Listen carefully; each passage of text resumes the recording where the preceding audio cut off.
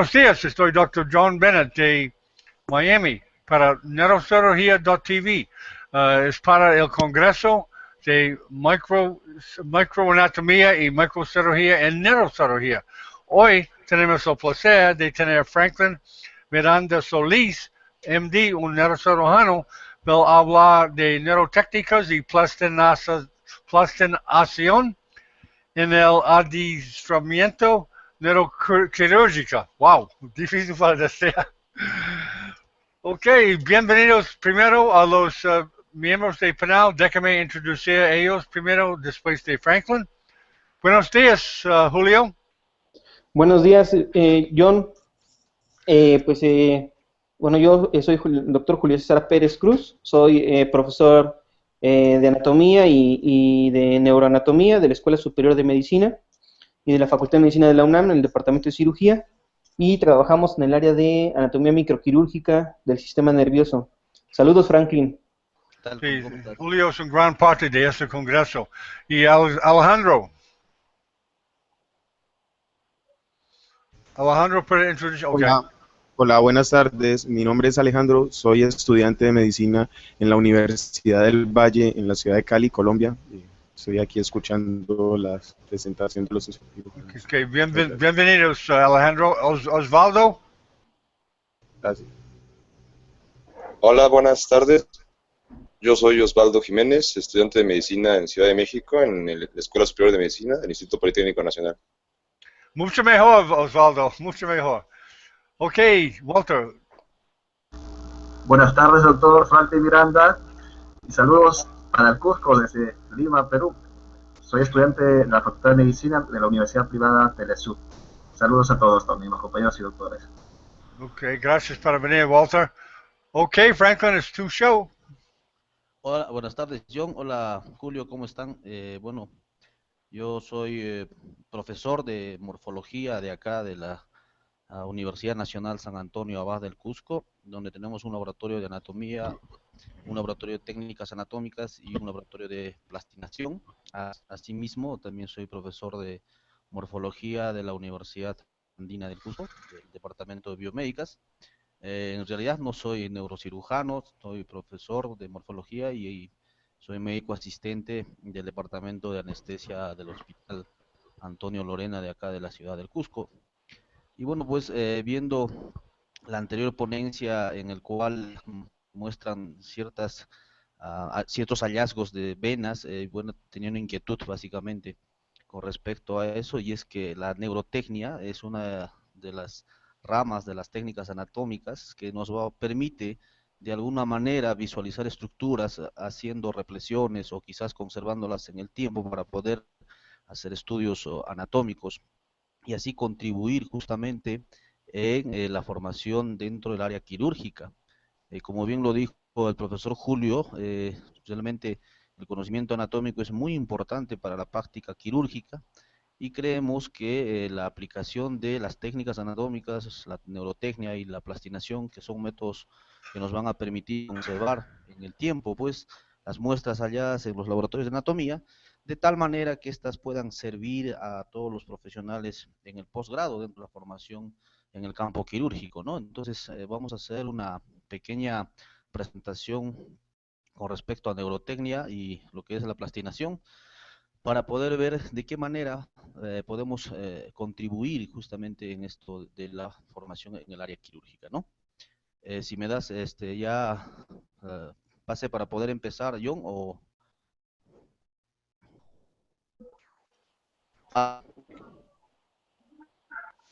¿Qué dice Franklin?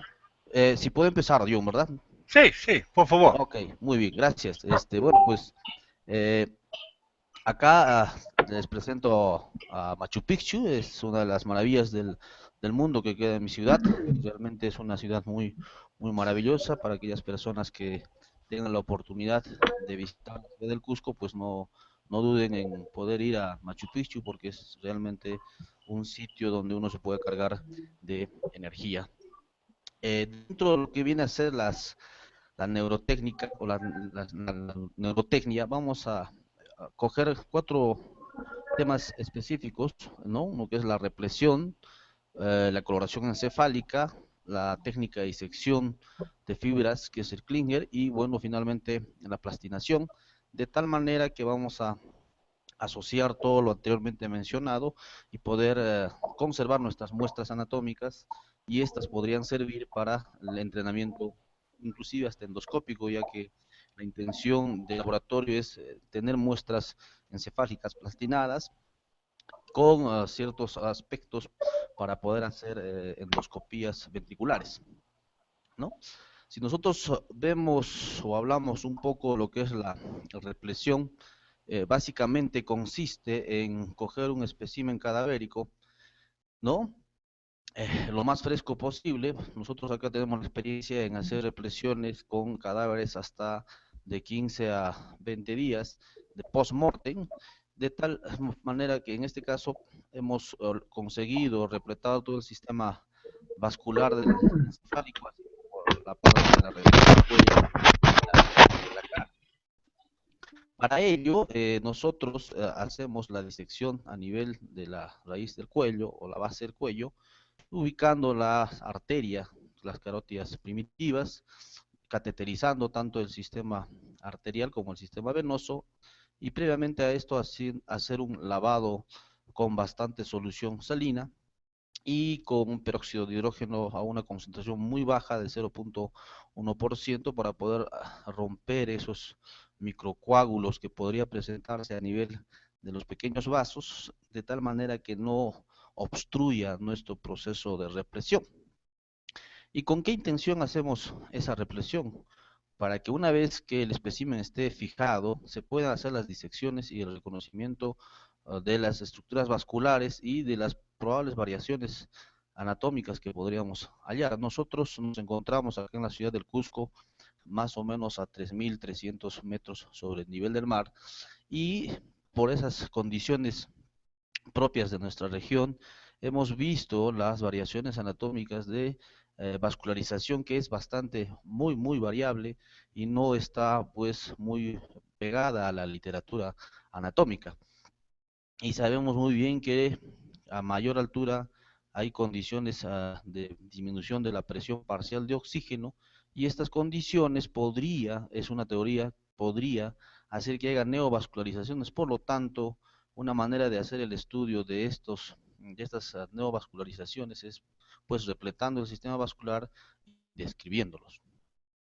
Una vez que nosotros tengamos ya prácticamente seguros de que la luz vascular ha sido completamente lavada, y eso vemos al cateterizar, por un lado hacemos lavados continuos y vemos que por el otro lado pues ya el líquido que sale es prácticamente claro, y eso nos da a nosotros ya la fase segunda, que viene a ser la de repletar con un polímero. En este caso nosotros lo que utilizamos es es un látex de moldeo normal de base amoniacal, de tal manera que cuando entre en contacto con el formol a una concentración muy baja, este látex muy fluida empieza a gelarse, ¿no? Empieza a, como quien dice, a gelificarse, de tal manera que no se extravasa y tampoco deja la luz del vaso, y se queda prácticamente dentro de la luz del vaso. Y hacemos la inyección correspondiente hasta que podamos ver la salida por el otro lado de la arteria, y eso nos da la seguridad de que haya repletado, ¿no? Y por ahí de repente nace la pregunta: ¿y qué pasó con las vertebrales? Porque sabemos que para ver el sistema vascular del sistema nervioso, tenemos que también en algunos casos cateterizar las vertebrales. Justamente para eso están los otros catéteres, que nos dan la garantía de que se vaya a las arterias subclavias, de tal manera que podamos hacer la represión también por las vertebrales. Y hasta ahora no se ha demostrado, o bueno, por lo menos hemos tenido buenos resultados en las represiones vasculares. De la misma manera hacemos con el catéter del color azul, que es el venoso, y hacemos la represión, el sistema venoso, básicamente haciendo el mismo proceso para la parte arterial, que es lavado continuo con solución salina, con un poquito de concentración de peróxido de hidrógeno al 0.01%, de tal manera que empezamos a retirar los coágulos y hacemos las represiones. Una vez que ya tengamos o estemos seguros de que se haya hecho la represión completa, por lo menos de la región del cráneo, porque este es nuestro objetivo principal, porque ahorita estamos haciendo justamente reportes de sistemas vasculares y las variaciones vasculares que tiene el sistema nervioso. Pasamos a ya la fijación del espécimen cadavérico, que lo podemos hacer por inmersión o podemos también utilizar los sistemas venosos superficiales para poder hacer la fijación con formol a una concentración de 5% o un máximo hasta 10%. Y lo pasamos a unas pozas de inmersión hasta que llegue el día en que tengamos que hacer las disecciones, ¿no? Cuando empezamos a hacer las disecciones en los especímenes cadavéricos, hemos podido ver cómo se ha repletado completamente. Vemos acá tanto el sistema arterial como el sistema venoso quedan completamente repletados, y eso nos permite hacer las disecciones más selectivas de todas las estructuras o regiones que se tengan que disecar, y hacer los reportes gráficos y fotográficos del sistema vascular de la región que se quiera estudiar. Como pueden ver en este preparado post inyección, post represión, perdón, vamos a encontrar que tenemos la temporal superficial, todas las ramas que corresponde, y las más pequeñas que no tienen mucha importancia desde el punto de vista anatómico, las que van sobre toda la piel, pues las empezamos a quitar y buscar los troncos principales, que ese es nuestro objetivo principal, ¿no? Acá tenemos ya abriendo el techo, o en este caso la calota, vemos acá la dura madre, y verificamos pues que tenemos prácticamente repletada el sistema arterial y el sistema venoso, y eso a nosotros nos va a permitir hacer nuestros registros fotográficos y gráficos para hacer nuestro reporte vascular.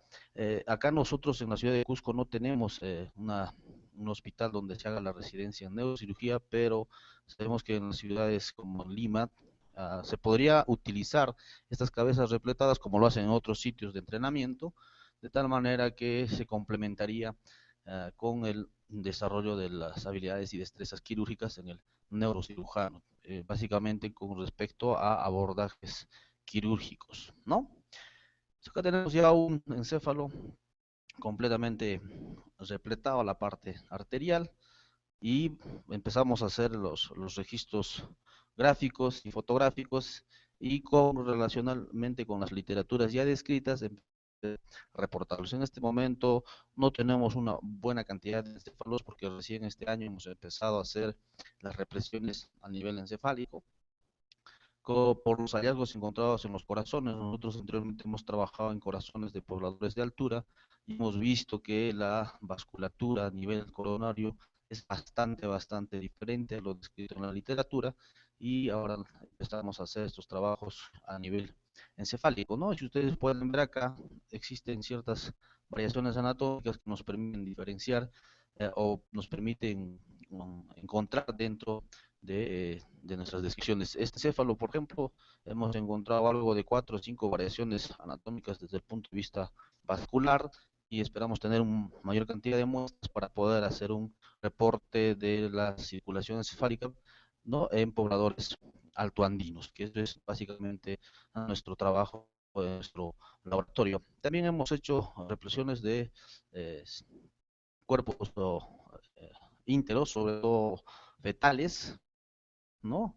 Para ver justamente la vasculatura de todo el cuerpo, de la circulación a nivel arterial, y pues, hemos conseguido repletar todo el sistema vascular a nivel encefálico, y hemos podido ver también ciertas características a nivel de la vasculatura encefálica corroída. Esto es con un polímero un poco más rígido, ¿no? De tal manera que lo que hemos hecho es ubicar el ventrículo izquierdo a nivel del corazón, repletarlo con una presión, se difumina por ahí el polímero, y luego empieza a gelar, endurecer, y pasamos a una corrosión para poder retirar todo el tejido del cuerpo y quedarnos solamente el molde del sistema vascular de todo el cuerpo. En este caso de este feto, tenemos pues acá todo el sistema vascular, se puede ver el polígono, etcétera, etcétera, que eso nos sirve a nosotros para poder hacer una descripción.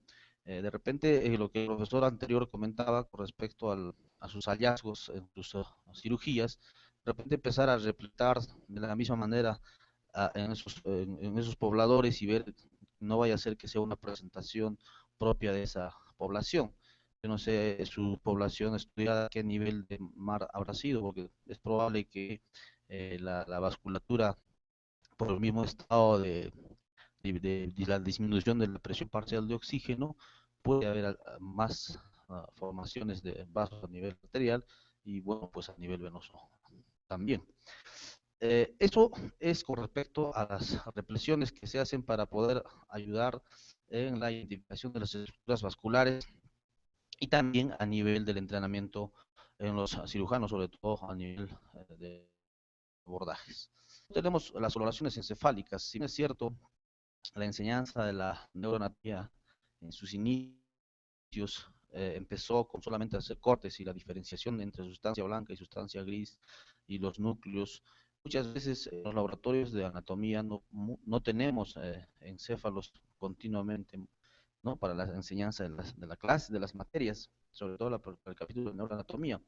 Muchas veces solo se tiene un encéfalo y con el tiempo y por el mismo hecho de los agentes químicos como el formol, se pierde pues las características propias en este caso del encéfalo. No se puede llegar a diferenciar como en esta imagen que tienen acá a la izquierda.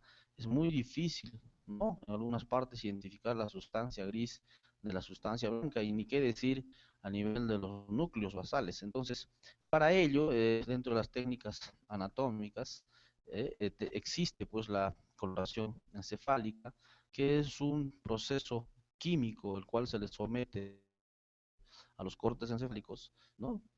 Para poder resaltar, en este caso, o diferenciar la sustancia gris de la sustancia blanca, como estamos viendo en en esta imagen en la mano derecha. Es la misma, solo que ya aplicado a un proceso químico para poder hacer la diferenciación. Y si nosotros ampliamos un poco, vamos a ver, pues, inclusive, si uno es muy meticuloso y utiliza una lupa, puede llegar a diferenciar de todas las características propias entre la sustancia blanca y la sustancia gris, ¿no? ¿Qué consiste este sistema o este método de coloración encefálica? Para ello nosotros hacemos tenemos ya un encéfalo acá, hacemos un corte coronal, lo llevamos a una cortadora, que en este caso es una jamonera, una cortadora de jamón común y corriente, donde yo puedo regular el milimetraje y hacer los cortes milimétricos desde 3, 4 o 5, dependiendo lo que uno quiera obtener. En este caso nosotros hemos puesto 5 milímetros de espesor de corte y hemos hecho los cortes necesarios de toda esta porción del rebro, ¿no? Y que hemos obtenido, ¿no? Muestras, ¿no? De 5 milímetros y las hemos sometido pues a lavado continuos con agua. ¿Y esto con qué objeto? Porque por el mismo hecho del corte que está dando vueltas el corte de la cuchilla, puede arrastrar parte del tejido de la corteza hacia la parte central, es decir, hacia la sustancia blanca, de tal manera que cuando yo haga el proceso de coloración me pueden quedar manchas a nivel de la sustancia blanca. Entonces, para evitar ese fenómeno, lo que hacemos es lavamos, pues, en este caso, estos cortes con agua fría, ¿no? Y con chorro continuo para darnos la seguridad de que se salga esos, lo vamos a llamar esos detritus que van hacia la parte de la sustancia blanca. Y también este mismo proceso nos sirve para poder quitar el residuo de formol o el resto de formol que se tiene en este caso en los cortes, para que una vez pase a los procesos de coloración y este resto de formol no me altere pues los tonos o no me altere los procesos químicos dentro de la coloración, ¿no? Eh, una vez que ya tengamos lavados, ponemos en una cubeta los cortes encefálicos, ¿no? Ahí tenemos, y pues los dejamos con un chorro bien suave constantemente para que vaya lavando el resto de forma que quedó en la muestra. De tal manera que una vez que nosotros estamos seguros de que ya no hay resto de formol en el tejido, lo vamos a pasar ya por diferentes baños para poder obtener la diferenciación de los colores. Entonces, nosotros manejamos básicamente hasta tres técnicas de coloración. La que la más utilizamos es la coloración de azul de Prusia, para lo cual la solución base viene a ser la solución de Mulligan, que se utiliza a 70 grados centígrados, a una temperatura a un tiempo de 4 milímetros, donde vamos a utilizar los siguientes compuestos: el 40 gramos, esto es para un litro de solución, 40 gramos de fenol, ¿no? Cristal de fenol, 5 gramos de sulfato de cobre, 1.25 mililitros de ácido clorhídrico, y todo esto en una solución o perdón, un volumen de 1000 mililitros a una temperatura de 70. Una vez que nosotros tengamos las muestras ya completamente limpias, pasamos por nuestra primera solución por un tiempo de 4 minutos, luego volvemos a una cubeta agua, pero esta tiene que ser bastante fría, de tal manera que la muestra que estuvo sometida a una solución de hasta 70 grados se suele un poco ablandar, de tal manera que si yo lo pongo a la solución fría, vuelve a tener su textura normal, para luego pasarlo a una solución de cloruro férrico al 1% por un tiempo de 2 minutos. Una vez que esté ahí dentro de ese baño de cloruro férrico a 1% por 2 minutos, sacamos la muestra y nuevamente pasamos a lavado continuo de agua, ¿no? Como por lo menos unos 2 o 3 minutos. Y finalmente pasamos al último baño, que viene a ser la solución de ferrocianuro de potasio al 1% por un tiempo de 2 minutos. Acá esto de los 2 minutos lo dejo para en este caso para el operador, porque muchas veces si uno quiere tener un tono más azul puede pasarse de los 2 minutos, o si quiere tener un tono un poco más claro, pues puede ser solamente 1 minuto.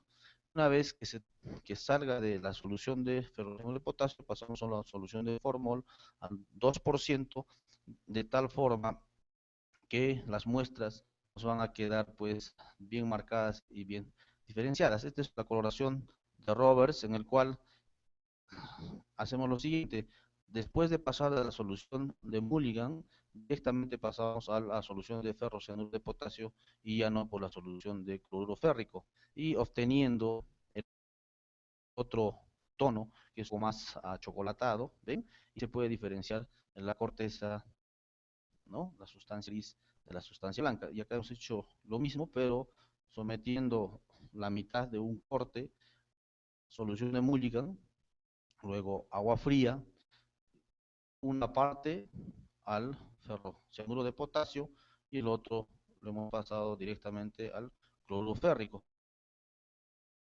Y hemos los dos tipos de coloración, pero eso ya va a depender en este caso del profesor o de la persona que esté haciendo el proceso de coloración, cuál de estos dos le parece mucho más importante, o cuál de estas dos coloraciones le permite hacer mejor la diferenciación de la sustancia gris de la sustancia blanca. Nosotros eh, hemos hecho un montón de versiones, hemos mandado pues para poder hacer una publicación, ¿no?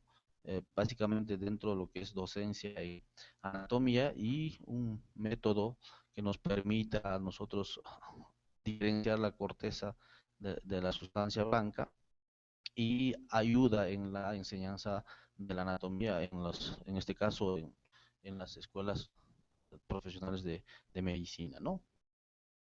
Acá tenemos ya los diferentes cortes de la muestra que les mostré en una de las diapositivas. Están codificadas y los hemos pasado por la solución de Mulligan y las hemos coloreado, y hemos hecho una comparación entre cada uno de los cortes iniciales y después de la coloración, y hemos visto pues francamente que hay diferencias significativas en reconocimiento entre sustancia blanca y sustancia gris, tanto a nivel de la corteza como también a nivel de los núcleos basales, ¿no? Bueno, esta es la plaza de armas de mi ciudad, la ciudad de Cusco, ¿no? Que tenemos a la catedral principal de la ciudad de Cusco, y acá tenemos otra de las catedrales que viene a ser la Compañía de Jesús, ¿no?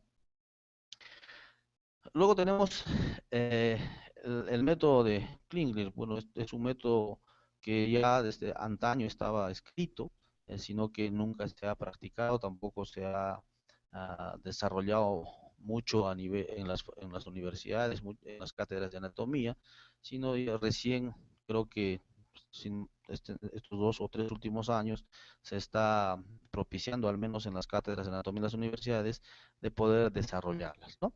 Entonces, acá tenemos el atlas de justamente Klinger, donde muestran disecciones de fibras blancas realizadas, y esta técnica consiste básicamente en el encéfalo, una vez que fue extraído y sometido a fijación al formol, ¿no? Se somete a congelación y después de la congelación se hace el proceso de disección, ¿no? Con instrumentos que son muy fáciles de conseguir, y justamente ahí el profesor Julio César y el profesor Matías Baldoncini hacen 2 artículos con respecto a estandarización de la disección, ¿no? Donde se utilizan esas paletillas, ¿no? Un mango de bisturí con su respectivo bisturí, una pequeña tijera. Tampoco no es tan sofisticada la técnica, pero sí lo que sí se debe de tener en cuenta es que la persona que realiza las disecciones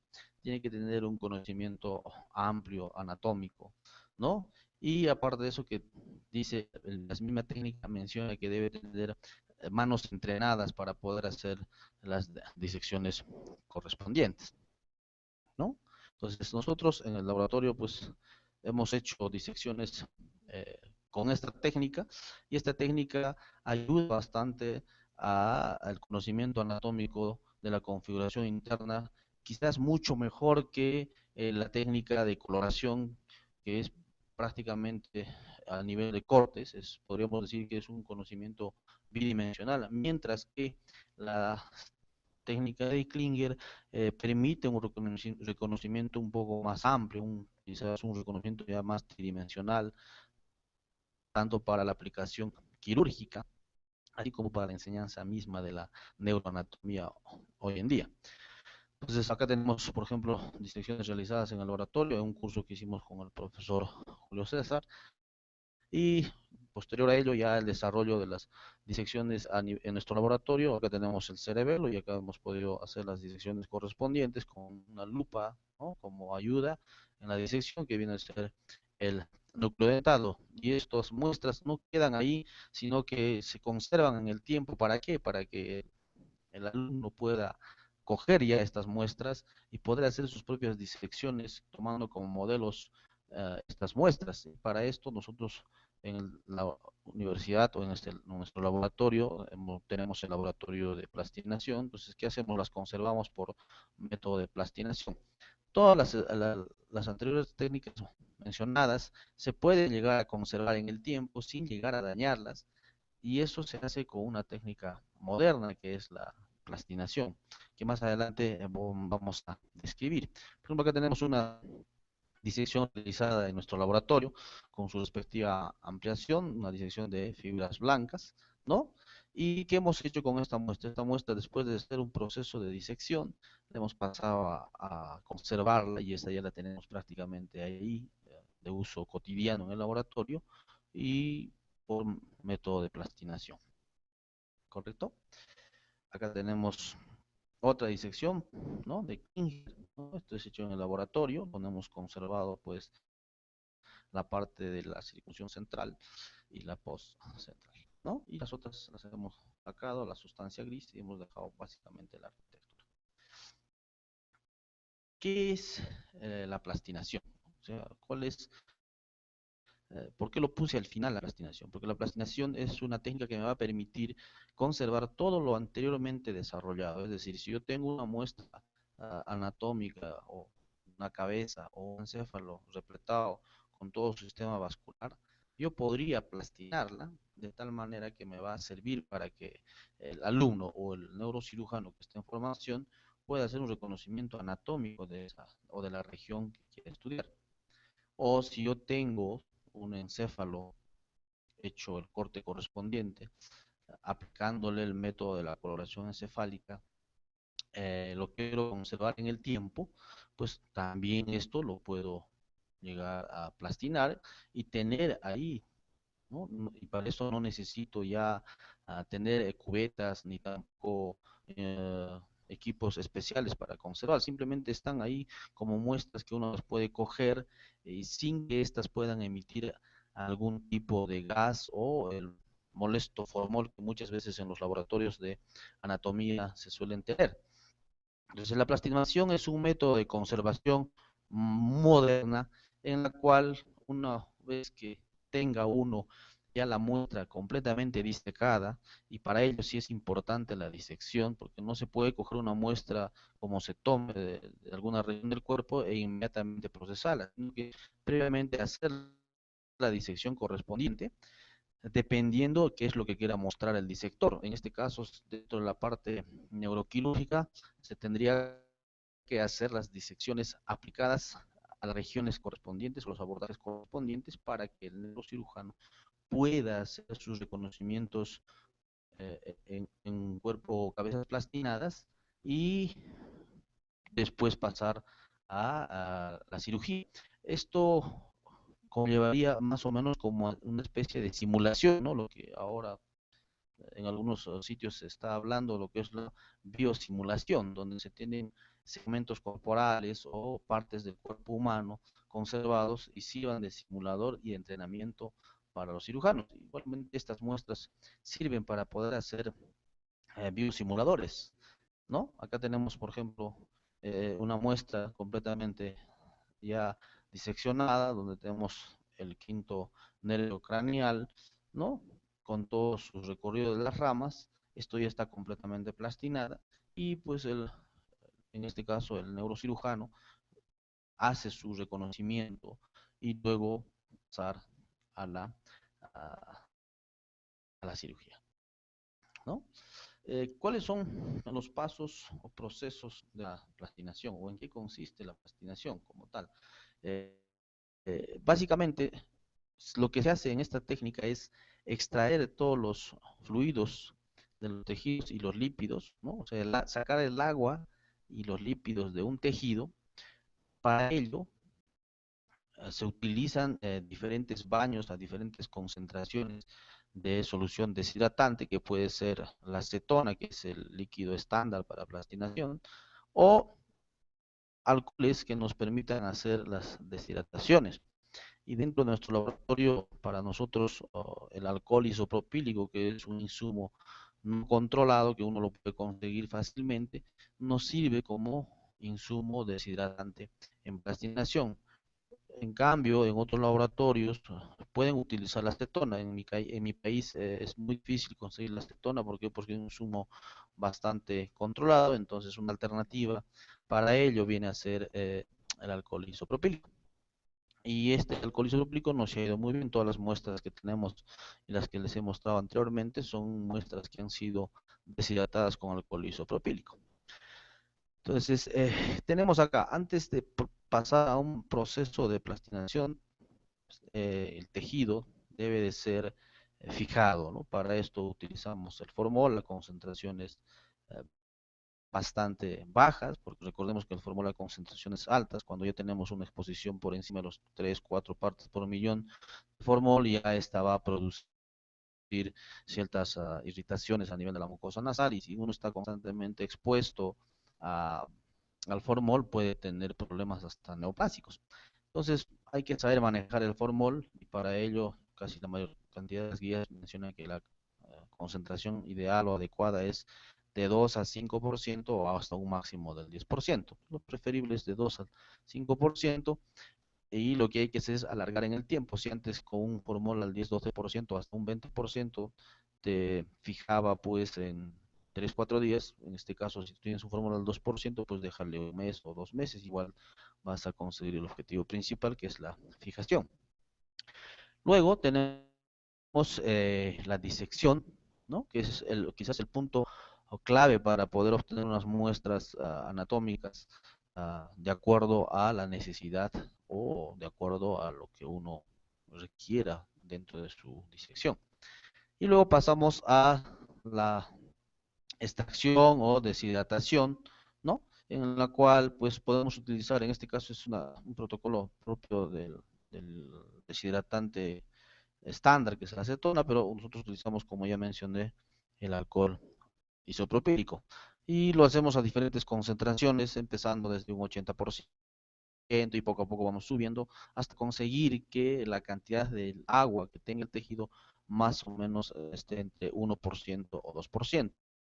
Para esto utilizamos medidores de, de concentración de alcohol, ¿no? Que son medidores volumétricos, y esto me va a indicar, pues cuando ya mi medidor me dice que está al 98 o 99%, esto ya quiere decir que la muestra está lista para poder hacer la impregnación, que es la impregnación forzada, en la cual saco pues la sustancia, en este caso el alcohol, y meto, y se hace un proceso por medios físicos y meter el polímero plástico dentro del tejido, de tal manera que estamos reemplazando el agua por la silicona.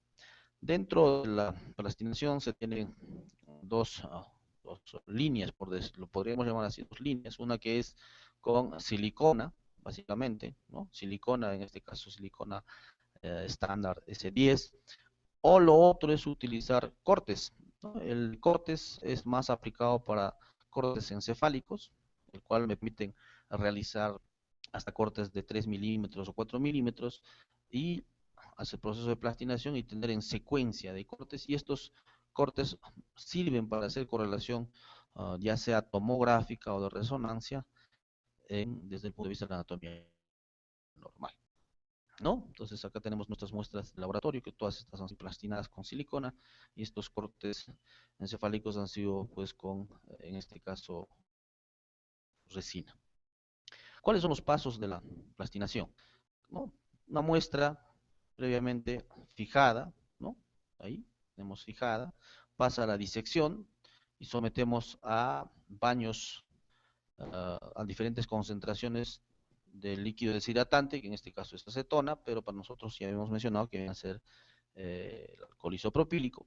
Y una vez que tengamos la muestra completamente saturada, por decirlo así, por la solución, ya sea acetona o alcohol isopropílico, pasamos a una cámara de impregnación, que se conoce como la impregnación forzada, en el cual se somete a presiones de vacío que llegan hasta 5 milímetros de mercurio de presión de vacío, con la intención de sacar el agente intermedio, en este caso la acetona o el alcohol isopropílico por presión de vacío, y en su lugar reemplazar por la silicona, ¿no? Entonces, en esta gráfica eh, tenemos acá un órgano, ¿no? Está sometido a presión de vacío.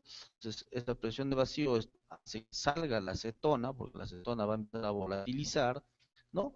Y en su reemplazo de la acetona o el alcohol isopropílico va a estar ingresando, pues, la silicona. Una vez que nosotros, ¿y cómo medimos eso? ¿En qué momento sabemos que ya ah, completamos de extraer todo el agente intermedio que viene a ser el alcohol isopropílico? Nosotros vamos a guiar por las burbujas, y por un lado las burbujas y por otro lado la presión en la cual vamos a llegar. Cuando nosotros lleguemos a una presión de vacío de 5 milímetros de mercurio o un poco menos a y no encontremos burbuja, quiere decir que prácticamente la muestra ya fue saturada de la silicona. Y una vez que estemos seguros que ya fue saturada por la silicona, pues sacamos la muestra, hacemos el montaje correspondiente, y bueno, el montaje muchas veces se puede obviar, ¿no? En este caso los encéfalos, como ya han sido diseccionados por método de Klinger, deshidratados, impregnados, ya no necesitamos hacer el montaje, sino que directamente pasarían pues a cámara de curado, donde sometemos la muestra con un gas, que viene a ser el gas S6, de tal manera que este gas hace que la silicona, que se encontraba en un estado un tanto fluido, empieza a endurecer y la muestra prácticamente quede pues ya conservada durante mucho tiempo, ¿no? Eh, Este es un proceso de preparación de las muestras. Acá tenemos unos cortes de la región de la pierna, ¿no? Hacemos los cortes correspondientes y para esto hemos utilizado la congelación. ¿no? Una sierra común de corte, lavado continuo con agua para poder extraer todo el resto de formol que pueda tener, ¿no? Eh, el formol es una de las sustancias que se utiliza para el proceso de fijación. Hasta ahora no hay otra sustancia que sea económica, ¿no? Que me permite el proceso de fijación. Estos es los procesos de deshidratación, ¿no? Y es importante en el caso de utilizar acetona o si tenemos muestras que queremos mantenerlas en su tamaño, el proceso de deshidratación es importante hacerlas a temperaturas bajas de -20, -25 grados, con la intención de evitar el fenómeno de retracción del tejido, ¿no? ¿Por qué? Porque probablemente si yo quiero hacer estudios morfométricos, o sea, hacer mediciones, tengo que en lo posible la muestra mantener en el tamaño real. Y si hay retracción, que esa retracción sea muy, muy mínima, ¿no? Que no tenga mucha significancia esa retracción y así yo pueda hacer mis mediciones correspondientes. Y una vez que ya terminé mi proceso de deshidratación, ¿no? Pasando por diferentes concentraciones de baños de acetona o alcohol isopropílico, bueno, pues al final pasar a temperatura ambiente porque ya prácticamente completé el proceso de deshidratación y pasar a impregnación forzada. Y la impregnación forzada utilizo pues una cámara de vacío, ¿no? Donde, como ya mencioné, vamos a extraer el agente intermedio o alcohol isopropílico o la acetona y vamos a introducir por diferencia de presiones la silicona dentro del tejido. Y una vez que ya está, acá tenemos el órgano impregnado, ¿no? Con la silicona, vamos a aplicar un catalizador, podríamos llamar así, que va a permitirme que las moléculas de silicona empiecen a enlazarse de tal manera que el tejido empieza, o perdón, la silicona empiece a endurecer y la muestra quede pues completamente plastinada. ¿Cuáles son las sustancias que nosotros utilizamos en el proceso de plastinación? Tenemos este acá que viene a ser la silicona C10, donde vamos a representar cada una de estas como las moléculas de silicona. Para ello vamos a agregar un elongador de cadena que viene a ser el S3, de tal forma que me ordena mis moléculas de silicona, ¿no? Me las ordena. ¿Para qué? Como para que posteriormente a la impregnación estas empiecen a entrelazarse con un catalizador que viene a ser el S6 y la solución líquida acuosa que tenía empiece a solidificar y así tenga la muestra plastinada. Entonces, en nuestro laboratorio hemos obtenido bastantes muestras del sistema nervioso. Esto es un tallo con su cerebelo, un parte del corte del encéfalo, donde hemos pasado por todo este proceso. Y como pueden ver acá, ustedes, no estoy utilizando ningún tipo de aislante, no utilizo guante. ¿Por qué? Porque esta muestra ya no tiene ese efecto de emitir algún tipo de gas por la conservación, o sea, no emite formol. Los alumnos lo utilizan dentro de su práctica en configuración externa en las clases y bueno, pues está exenta de cualquier tipo de contaminación para el alumno, ¿no? Esta es otra muestra, como pueden ver acá, completamente plastinada. Creo que acá un poco de retracción. ¿Por qué? Porque bueno, estas muestras ya tenían bastante tiempo en nuestros anaqueles que se sacaban para poder hacer las clases. Una vez que empezamos a hacer el proceso de plastinación, bueno, empezamos a conservarlas y ya por sí mismas las muestras ya estaban retraídas.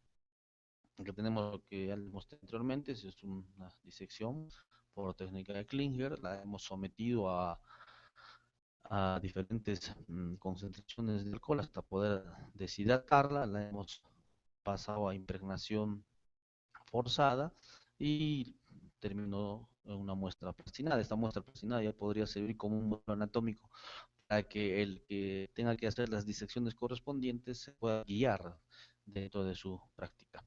Y no solo hemos hecho encéfalos o cerebros, sino también hemos hecho esto médula espinal, ¿no? Donde hemos sometido toda la médula espinal a diferentes concentraciones de alcohol isopropílico hasta conseguir saturarla, por decirlo así, con el alcohol isopropílico y ver que quede 1%, 2% de agua en el tejido y otra vez someterlo a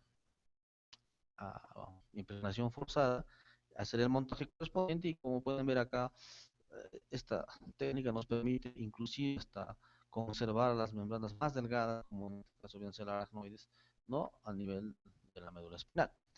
En este momento tenemos la intención de coger encéfalos y empezar a fijar y plastinar para hacer abordajes y endoscopías. Este es nuestro objetivo para poder hacer entrenamientos endoscópicos a nivel de los vehículos, ¿no? Acá tenemos otra muestra diseccionada por Klinger, ¿no? Deshidratada, es decir, sometida a un proceso de coloración por técnica de plastinación y ahora está pues en las clases como parte del material académico. Lo mismo hemos hecho con estas muestras, estos cortes cerebelosos, ¿no? Por las dos coloraciones que hacemos, Roberts y azul de Prusia, donde, como pueden ver acá, se puede diferenciar claramente el núcleo dentado, la hemos sometido a deshidratación y bueno, pues la hemos plastinado. Y lo otro que utilizamos viene a ser pues los cortes, ¿no? Prácticamente los cortes de encéfalos en resina. Para eso utilizamos un tipo de resina, en este caso de esta marca, para poder conservar los mismos pasos que se ha hecho para plastinación, solo que en vez de utilizar silicona, utilizamos la resina, ¿no? Los cortes, una vez que estén completamente deshidratados, las sometemos a una cámara de vacío donde sacamos el agente intermedio, que viene a ser en este caso el alcohol isopropílico, y en su lugar entre pues la resina, de tal manera que el tejido quede completamente saturado de resina. Ponemos en unas cámaras planas, ¿no? Las muestras, las llenamos completamente con el resto de resina que hay por acá y las ponemos en luz ultravioleta. Esta resina que se encontraba líquida empieza a gelarse y luego a solidificarse y nos queda pues ya muestra completamente incluida, entre comillas, dentro de esta resina y nos permite conservarla de esta manera. Esto nos sirve a nosotros para hacer correlación imagenológica con las tomografías o con las resonancias y sea mucho más real, por decirlo así, con estas muestras ya completamente plastinadas por técnica de resina. ¿No? Acá tenemos, vean ustedes, en la mano tengo un corte donde se puede diferenciar claramente la sustancia gris y la sustancia blanca. Esto hecho en resina, en este caso resina poliéster P40, ¿no? Nuestro laboratorio en este momento sigue trabajando en estas técnicas de conservación. Estamos entrando en la línea de neurotécnicas con la intención justamente de ver que nuestras muestras puedan servir para la formación tanto en pregrado como en posgrado, ¿no? Bueno, espero que la presentación que les he mostrado en este momento con respecto a técnicas, a neurotécnicas y a plastinación pueda servir de alguna manera para que los laboratorios de anatomía de las diferentes universidades se pueda aplicar y conservar las muestras, porque muchas veces las muestras se utilizan en las clases y con el tiempo se deterioran y ya pues posteriormente estas ya no tienen mucha utilidad. En cambio, con las neurotécnicas, con las técnicas de acción, con las técnicas de coloración y con las técnicas de conservación, podemos hacer de que estas muestras perduren en el tiempo y estas puedan servir a las futuras generaciones y en la formación también de los neurocirujanos, ¿no? Si tienen ahí alguna pregunta que podrían hacer.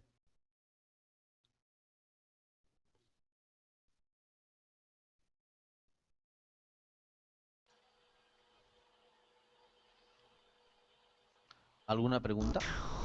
Sí, muchas gracias por muy buena presentación, Franklin. Sí, Cusco, wow.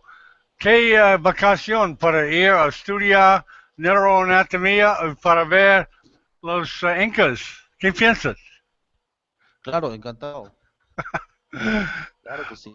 Ok, ok, ¿hay comentario o preguntas de los estudiantes o Julio? ¿Está Julio? No, no está. Ok, Yo estoy aquí, Osvaldo. joven. Ok, ok, Julio, ¿puedes decir algo?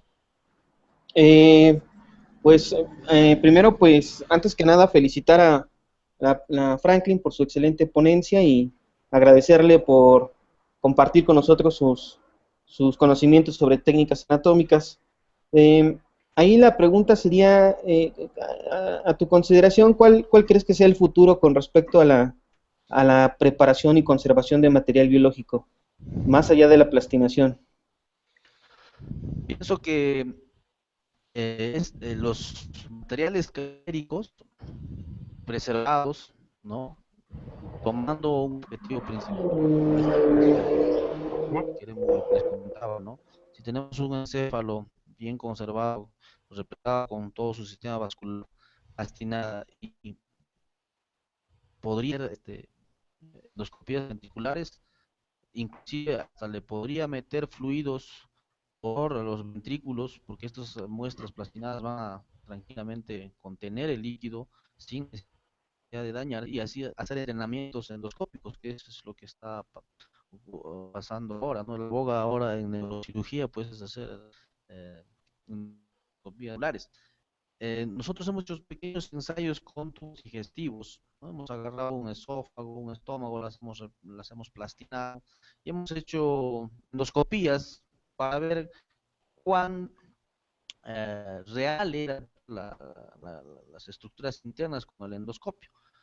Y realmente hemos hecho la consulta con gastroenterólogos y nos dicen que bueno, podrían servir estas muestras plastinadas, podrían servir para el entrenamiento básico o inicial de un gastroenterólogo, es decir, para el reconocimiento anatómico normal de las estructuras, tanto el esófago, el estómago, el duodeno. Lo mismo podría pasar, pienso, con el sistema nervioso central, ¿no? O yo me agarro una columna, completamente un bloque de columna, ¿no? Hago la conservación correspondiente y estas me podrían servir para hacer abordajes quirúrgicos o para la colocación de operaciones transarticulares, por ejemplo, ¿no? Hacer un entrenamiento en una columna plastinada con todas las estructuras nerviosas conservadas para un neurocirujano y luego ir a la práctica ya en seres humanos, o en vivos en este caso, yo pienso que mejoraría de alguna manera las habilidades y las destrezas quirúrgicas del cirujano, ¿no? Entonces pienso que hay un buen futuro. En otros países los plastinados, sobre todo en la parte de otorrino, lo utilizan muy frecuente eh, con las muestras, ¿no?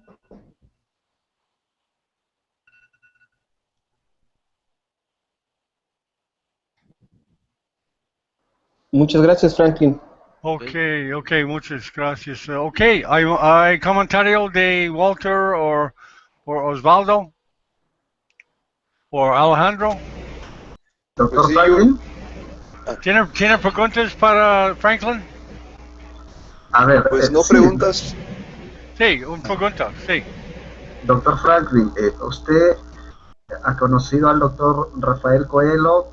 ¿Qué nos podría dar como referencia acerca de la técnica que en Ecuador también el doctor Coelho viene practicando? Por favor, doctor Miranda. Sí, el doctor Rafael Coelho de Ecuador. Sí, de Ecuador, doctor. De Ecuador, Sí, el sí, doctor lo Rafael tuve Coelho. oportunidad de conocer al doctor Rafael. Él es un profesor de anatomía. Él trabaja bastante en este tema de endocadáver. Me parece que utilizan los cadáveres para hacer entrenamiento quirúrgico laparoscópico, ¿no? Es un tema muy importante lo que le mencionaba, hacer los biosimuladores en cuerpos reales para entrenamiento. El profesor lo trabaja bastante en técnicas anatómicas allá en la universidad. Y también está con esto de los biosimuladores, lo que es endocadáver, ¿no? Creo que es una de las personas pioneras allá en Ecuador que ha impulsado esta área de la simulación de cadáveres, ¿no? Sí, es un profesor muy reconocido por acá, es un amigo mío, tuve la oportunidad de conocerlo en un congreso de morfología en Perú, en la ciudad de Lima. Okay. Eh, ¿Qué ciudad? ¿Quito? El profesor creo que de Quito. ¿Él está en Quito? El hombre que... Guayaquil, Guayaquil, Ecuador. Guayaquil. Ah, Guayaquil, correcto. Guayaquil. Sí. Y Sí, doctor. tal vez tú puedes escribir este nombre a mi Facebook, Walter. Por supuesto, doctor Bennett. Sí, sí, Y gracias. también, doctor Franklin, ante la carencia quizás de cadáveres en la enseñanza de la anatomía en las universidades, el impulsar la técnica que usted nos podría ayudar a los estudiantes de medicina a poder tener también cómo el material trabajarlo, estudiándolo, de aquí a cuánto tiempo nos puede durar con esta técnica un cadáver plastinado. Bueno, hasta ahora hemos hecho revisiones, hemos buscado información de la durabilidad de los materiales plastinados y va a depender mucho de del cuidado que le den. Si uno no le da cuidado adecuado de la muestra, probablemente poco a poco se va a deteriorar como cualquier estructura, como cualquier, si nosotros tenemos una chompa, por decir, la chompa si no lo cuidamos probablemente se va a dañar. Lo mismo pasa con estas muestras. Ahorita tenemos varias muestras que están como cuando las terminamos de plastinar, pese a que se han utilizado en las clases de anatomía. Entonces todo va a depender de esto, ¿no? Ahora, si la intención es que las muestras sirvan para la enseñanza y si tienen que dañar enseñando, pues prefiero mil veces que se dañen enseñando, que los alumnos tengan la experiencia. Pero si uno quiere hacer para un museo anatómico, bueno, probablemente que estas muestras tengan un tiempo indeterminado de duración, porque nadie va a tocar, nadie los va a, no los van a lastimar, en otras palabras. Entonces, la durabilidad de las muestras plastinadas hasta ahora no se tiene un punto bien marcado, no hay trabajos que digan dura un año, 2 años, 3 años, ¿no? Todo va a depender del cuidado que se le haga a las muestras ya conservadas. doctor, yo tengo una pregunta. Okay. Yo conocí la técnica de plastinación, creo que la inventó un doctor alemán, el doctor von Hagen. Ellos tienen un... Correcto, él es Sí, el verdad. autor. Él tiene un museo, ellos creo que se llama Bodies, ellos vinieron acá a Cali hace mucho tiempo, yo estaba, todavía no estudiaba medicina y me impresionó mucho lo que ellos hacían con estas técnicas porque lo hacían de una forma artística, realmente habían sus exposiciones no para mostrar tanto la anatomía como tal, sino el arte de la belleza anatómica con las posiciones de estos cuerpos. Y lo que a mí me impresionó era el color, la diferencia de los tonos que tenían estas estructuras anatómicas, porque se veían separadas y con un tono bastante real y bastante impresionante. Yo quería saber si ustedes luego de la plastinación pintan esas estructuras o por qué mantiene el color y se ve tan vivo y tan real en este Bueno, caso. sí, dentro de las siliconas utilizadas, bueno, en este caso, lo que nosotros utilizamos en plastinación es la misma técnica que utiliza el profesor que hizo la innovación, Von Hagens, de Alemania, Con Hagen, sí. ¿no? Justamente el que hace body works. Odyssey. Entonces, ellos ya lo hacen de una más armoniosa, ¿no? Nosotros no utilizamos coloración, hemos hecho la intención de hacer la coloración correspondiente a nivel muscular. Sí se puede hacer, se pueden utilizar colorantes específicos para músculo, pero como nosotros tenemos las muestras para docencia, no las coloreamos, pero sí se llega a colorear. A un principio tenemos muestras de extremidades que están ahí en nuestro museo anatómico, que están con color, pero vimos que con el tiempo, pues, más importante era que el alumno coja muestras y las conozca, pues, cómo estaban en el cadáver, ¿no? Entonces, sí se La puede técnica usar. per se, ella se logra distinguir, Sí, digamos, entre una vena y una arteria por la técnica, ¿no? no se podía llegar a colorear. Si uno quiere hacer coloración, tiene que hacer de manera independiente las venas y empezar a hacer la coloración correspondiente de las venas o la arteria, y etcétera, etcétera, de tal manera que uno lo pueda tener. Lo que sí se puede hacer es repletar. Ustedes han visto que tenía ahí la cabeza repletada con el sistema venoso y el sistema arterial. Eso sí se puede hacer, se puede destetar y se plastinar de manera que la arteria va a conservar el color rojo repletado y la vena también va a conservar el color azul repletado. Eso sí se podría hacer, ¿no? Ok, muchas gracias, doctor. Ok. Oye, doctor Franklin, yo quisiera hacer un comentario y darle las gracias por promover la técnica y confirmarle que sí es un hecho que es un elemento básico en la enseñanza de la medicina. Pues yo hice la Escuela Superior de Medicina del Politécnico y son elementos que te ayudan a comprender mejor los conceptos, fijar bien las ideas y realmente si hace falta una promoción diferente para obtener modelos de este tipo y puedan llegar a las universidades y ayudarnos a los estudiantes. No, conozco que la misma empresa, o en el caso el profesor Bonja, tiene para hacer, inventa muestras o modelos anatómicos. Eh, Entiendo que las muestras anatómicas en el laboratorio son de propiedad de la universidad y estas no salen, solo están en la universidad y sirven pues como muestras, modelos anatómicos. Bueno, no son modelos, son muestras anatómicas conservadas para la enseñanza en el área de la ciencia de la salud.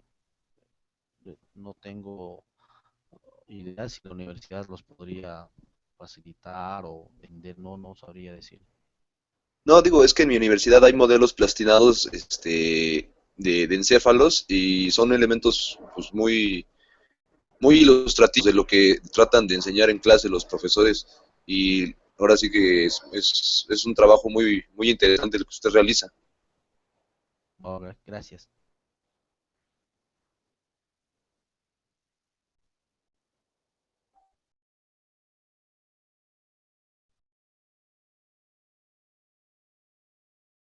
Gracias por participar, Franklin. Espero que es la primera de muchos, porque queremos establecer un canal de neuroanatomía para enseñar a estudiantes y para también para cursos para neurocirujanos, porque ellos quieren revisar todo el tiempo les revisar.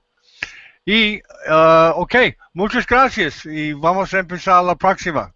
Ok, muchas gracias, John. Hasta luego. Ok, Franklin, adiós. Nos vemos, Gracias, Franklin, doctor. gracias. Gracias. Gracias a usted.